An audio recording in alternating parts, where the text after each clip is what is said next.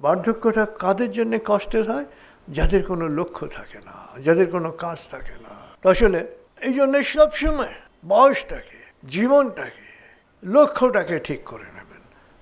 তাহলে দেখবেন যে যত বয়স বাড়তে থাকবে আপনার আনন্দ তত বাড়তে থাকবে আর কি। কারণ অভিজ্ঞতা তত বাড়তে থাকবে, আপনি কাজে ভুল তত কম করবেন এবং কল্যাণকর কাজ বেশি করার সুযোগ আপনি পাবেন। আমরা কাজকে অনেক সময় কাজটাকে চাকরি বানিয়ে ফেলি, কাজটাকে ভালোবাসা বানাতে পারি না। এই জন্য কাজ আমাদের জন্য বিরক্তিকর এবং কাজ থেকে আমরা আনন্দ পাই না। যেহেতু কাজ থেকে আনন্দ পাই না, কাজ থেকে দূরে থাকি এবং আমি জীবন থেকে দূরে চলে যাই। তো বার্ধক্য সম্পর্কে যদি নেতিবাচক কল্পনা করেন, আচ্ছা বুড়ো হয়ে গেছে, কে আমাকে দেখবে, কে কি করবে, আমি তো নড়তে পারবো না, চড়তে পারবো না, এই করতে পারবো না, সেই করতে পারবো না, আপনি সেরকম হবেন।